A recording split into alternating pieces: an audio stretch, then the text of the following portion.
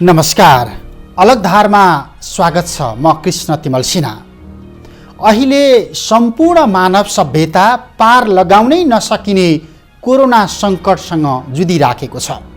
तर यस्तो महासङ्कटमा पनि विश्वमा केही यस्ता विचित्रका सरकार प्रमुख चर्चामा आएका छन् जसका निम्ति यो विपद अनि यो सङ्कट हाँसी मजाकको विषय बनिराखेको छ, जसको आज हामी विशेष चर्चा गर्दैछौँ।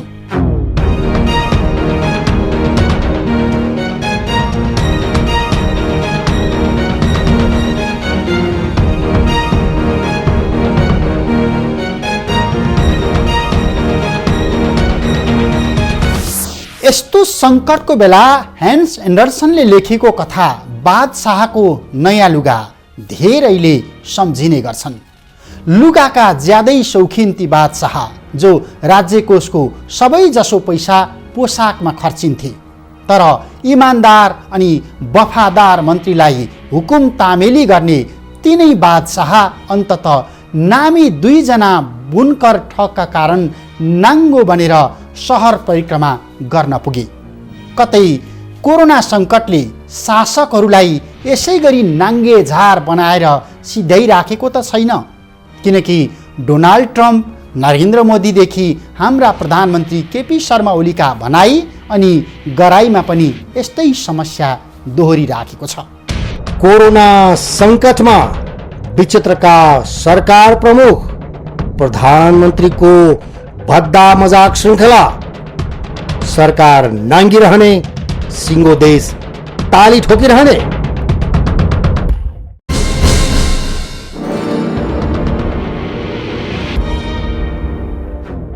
जेठ अन्तिम साता विश्व स्वास्थ्य सङ्गठनले आह्वान गर्यो, कोरोनाको उपचार तथा नियन्त्रणका लागि कुनै पनि औषधि बनेको छैन।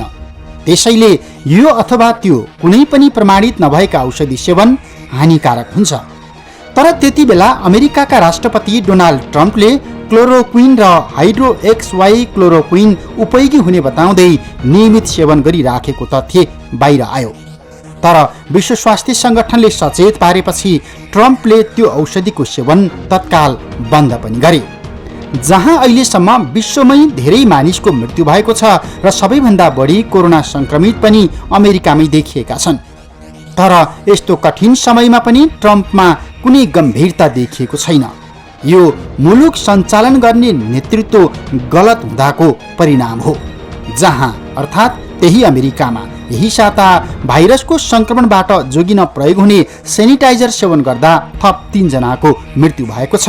3 जनाले दृष्टि गुमाएका छन्।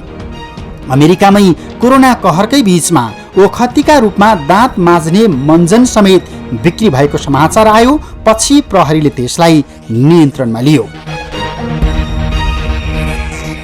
यही कोरोना कहरकै बीचमा इरानमा सरकारकै जिम्मेवार अधिकारीहरू जवाफदेही नबन्दा रक्सी पिएर कोरोना भगाउन खोज्ने 600 भन्दा बढीले अकालमै मृत्युवरण गर्नु पर्यो। भारतमा कोरोना भगाउन भन्दै गौमूत्र सेवन प्रतियोगिता चलाइयो। भारतको स्थानीय बजारमा कोरोनाबाट जोगिन भन्दै गाईको गौत र गोबर समेत बिक्रीमा राखियो। धार्मिक आस्थाकै आडमा योग गुरु रामदेवले रातारात कोरोनाको ओखती भन्दै केही दिनका लागि भए पनि सामाजिक सञ्जालमा चर्चा बटुले। भारतमै अप्रिल 5 को राति 9 बजे कोरोना भगाउन भन्दै घर घरमा बिजुली बत्ती निभाएर ढोका बालकुनीमा 9 मिनेटसम्म मैनबत्ती, दियो, टर्च लाइट वा मोबाइलको फ्ल्यास लाइट बालेर कोरोना भगाइयो। कोरोना सङ्कटको अन्धकारलाई चुनौती दिन मोदीले जनतामा ईश्वरीय शक्ति रहेको भन्दै यस अघि कोरोना विरुद्ध लड्न 22 मार्चमा थाल ठट्टाउन अनि घन्टी बजाउन मुलुकवासीलाई यसै गरी आह्वान गरेका थिए। यस्तै थाल ठट्टाउने अनि बत्ती निभाउने उटपट्याङ श्रृङ्खला गुजारेको नेपालमा पनि यस्ता थुप्रै किस्सा कोरोनासँगै जोडिएर आएका छन्, जस अन्तर्गत यही साता विश्व स्वास्थ्य सङ्गठनलाई चुनौती दिँदै कोरोना भगाउन उच्च पदस्थ जनप्रतिनिधिले गलामा एउटा जन्तर भिरे, जुन कतै प्रमाणित नभएको अनि कतैबाट स्वीकृति नलिएको अवैध तथा विवादास्पद कारोबार पुष्टि भयो। तर जन्तर लगाएपछि कोरोना भाग्छ भन्ने मानसिकताका कारण रातारात सबै नेताको पहुँचमा यो जन्तर पुगिसकेको थियो। नेकपा स्थायी कमिटीको बैठकमा उपस्थित प्राय सबै नेताहरू शुक्रबारको बैठक स्थलबाट बाहिरिँदा घाँटीमा नीलो रङको कार्ड जस्तै जन्तर झुन्ड्याएर बाहिर निस्किएपछि चासो अनि सरोकार व्यक्त भयो। व्यक्तिगत परिचय पत्र झुन्ड्याइए जस्तो देखिने यो कार्ड रातारात फेरि विवादमा पर्यो। यो नेकपाका वरिष्ठ नेता माधव कुमार नेपालले कोरोना भाइरस नजिक आउन नदिने भन्दै बैठकमा उपस्थित नेताहरूलाई वितरण गरेको खुल्यो। तर केटाकेटीलाई भूतप्रेत नलागोस् भनेर लगाइदिने परम्परागत बुटी जन्तर जस्तै कोरोना ब्लकर कार्ड बेसारको धुलो जस्तै खिस्सा बनेर एकाएक सिद्धिन पुग्यो। नेपालीहरूको भान्सामा पाउरोटीमा बटर दलेर खाने तहको होइन। यहाँ दाल चामल मकै बटमास यी अनेक चिज हुन्छन् र त्यसमा बेसार अनिवार्य हुन्छ, नुन अनिवार्य हुन्छ, खुर्सानी अनिवार्य हुन्छ, या जिरा धनिया प्याज लसुन अदुवा यी सबै औषधि।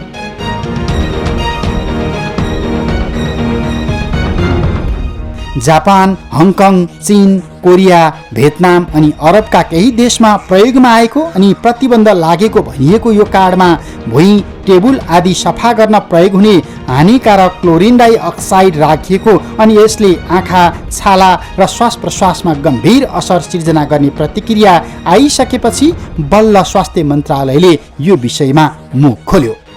भाइरस रिमुभिङ कार्डका नामले कसैले कार्ड बनाउने वा विदेशबाट ल्याउने तथा व्यापार गर्ने प्रयोजनका लागि बजारमा उपलब्ध गराउने र समाजका प्रतिष्ठित व्यक्तिहरूका गलामा विभिन्न तरिकाले झुन्ड्याउने र प्रचारबाजी गरेको देखिएकोमा स्वास्थ्य तथा जनसङ्ख्या मन्त्रालय ज्यादै चिन्तित छ।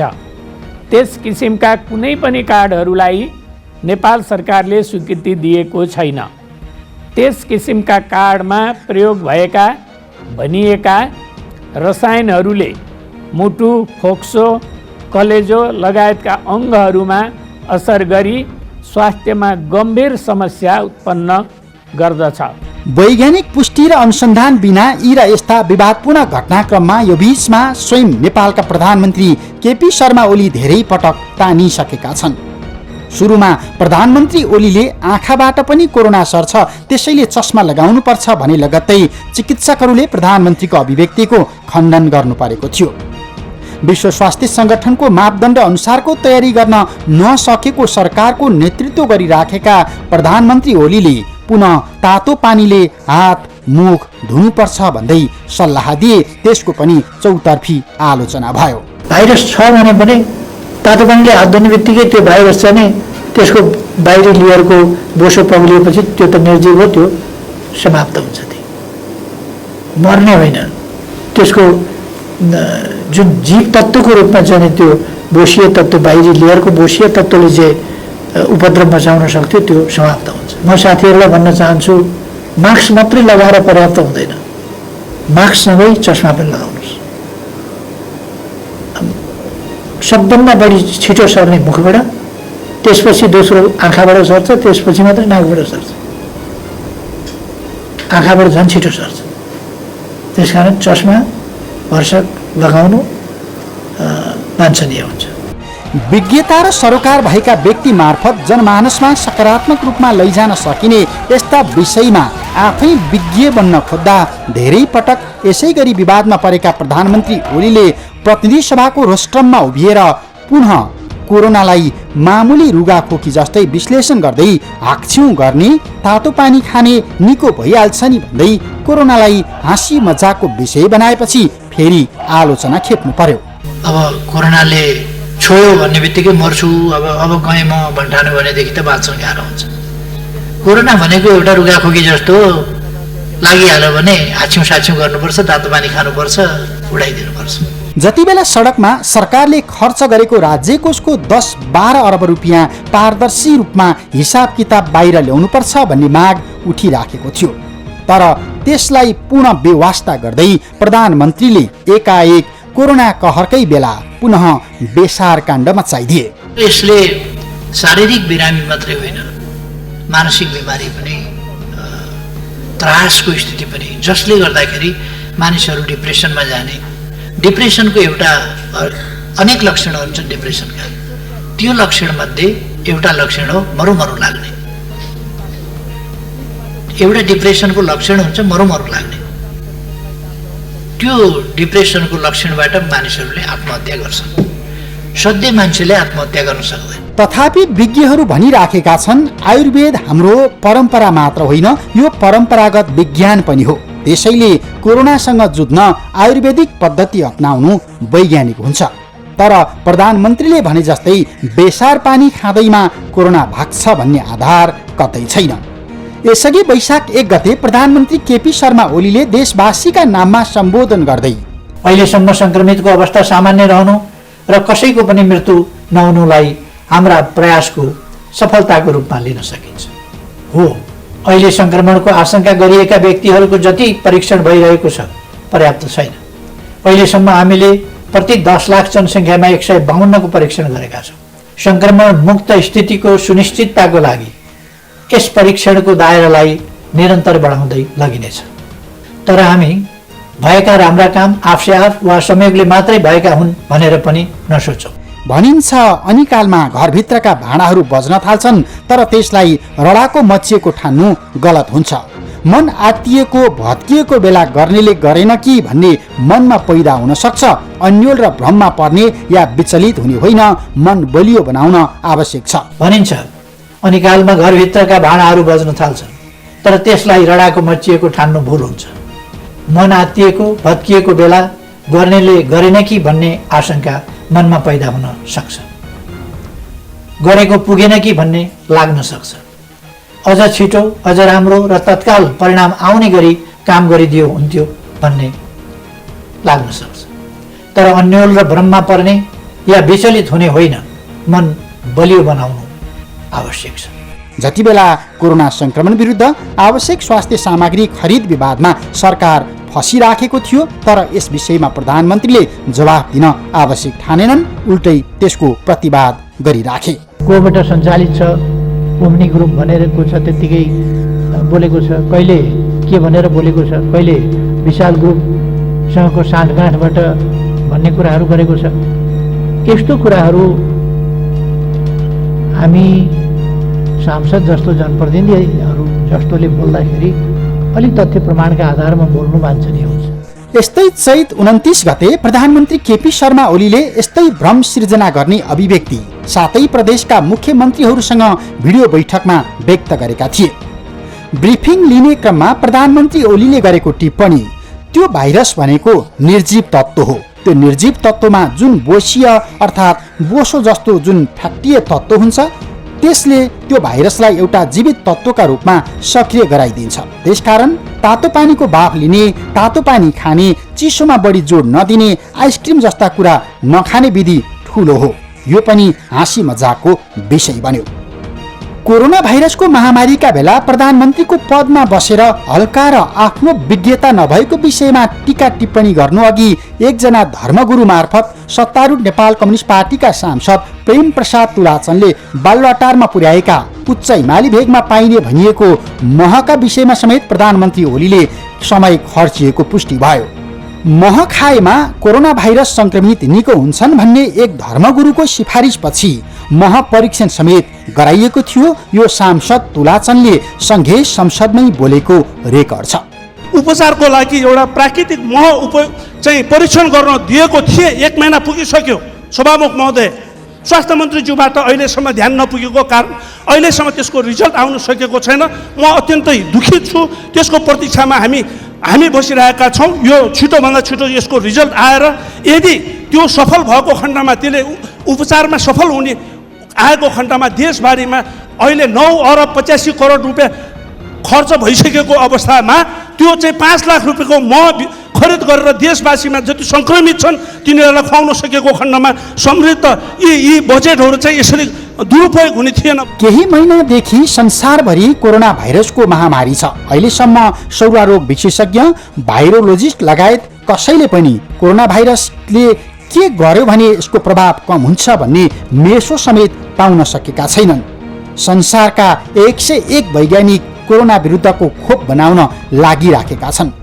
तर नेपालका प्रधानमन्त्री जनताको प्रतिनिधिमूलक संस्था सङ्घीय संसदमा उभिएर संसदीय व्यवस्थाको खिल्ली उडाउने ढङ्गका अभिव्यक्ति अनि वाद विवादमा मुछिनु पटक्कै सुहाउने विषय होइन।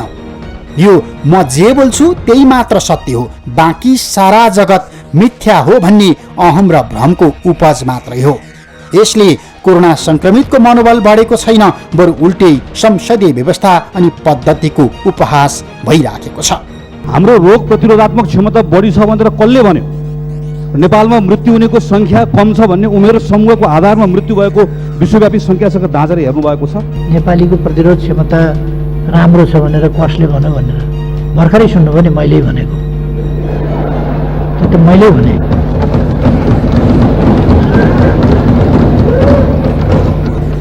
नेपालीको प्रतिरोध क्षमता राम्रो छ भन्ने कुराको चुनौती कुनै डाक्टर, कुनै वैज्ञानिक, कुनै शोधकर्ताबाट कहीँबाट आयो भने मैले स्वीकारुँला। कोरोना संक्रमणका कारण मुलुक अन्तहीन पीडाबाट गुज्रिराखेका बेला प्रधानमन्त्री जस्तो जिम्मेवार व्यक्तिले यस्ता सस्ता, सामान्य अनि हल्का टिप्पणी गर्दै हाँसी मजाक गर्ने अनि आफ्नो विज्ञता नभएको विषयमा प्रवचन छाट्ने यो बेला पटक्कै होइन।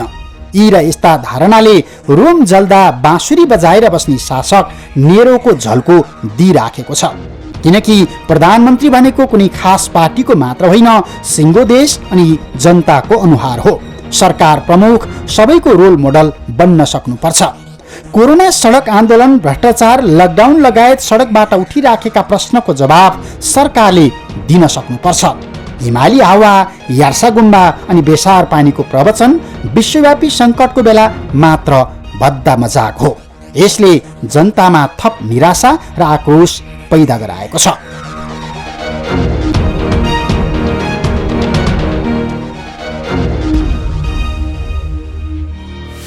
रित्तो तानबाट बादशाहलाई अलौकिक कपडा पहिराएको अभिनय गरे जस्तै कतै एउटा झुण्डले हाम्रा प्रधानमन्त्रीलाई नाङ्गो बादशाह जस्तै बनाइराखेको त छैन।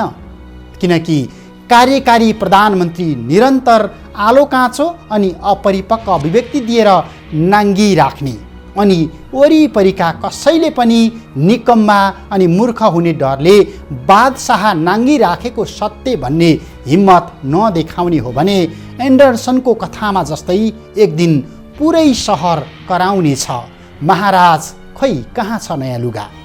किनकि यो महासङ्कटको बेला सहस्र बादशाहहरू जनजनमा नाङ्गी राखेका छन्। निकम्मा अनि अयोग्य हुने, खाइपाई आएको भाग खोसिने डरले सबैले यसै गरी ताली मात्रै ठोकिराख्ने हो भने नग्न बादशाहहरूले यसै गरी ह्याकुलाले पेलिराख्नेछन्। त्यसैले अब कोही न कोही एउटा त्यो अबोध बालक जस्तै त बनौँ अनि भनौँ महाराज त नाङ्गै छन्, महाराज त नाङ्गी राखेका छन्। हवस् त, अलगधारको आजको समय सकियो। कार्यक्रमका सन्दर्भमा तपाईँका कुनै सुझाव, सल्लाह अनि प्रतिक्रिया छन् भने हामीलाई टेलिफोन नम्बर 40065336 अथवा मोबाइल नम्बर 9802002006 मा सम्पर्क गर्न सक्नुहुन्छ। यस्तै अलगधार इमेज च्यानल्स@gmail.com मा इमेल पनि गर्न सक्नुहुन्छ। तपाईँले हामीलाई फेसबुक र ट्विटरमा फलो पनि गर्न सक्नुहुन्छ। अलगधारको आजको समय सकिएको छ। सम्पूर्ण युनिटलाई बिदा दिनुहोस्। नमस्कार।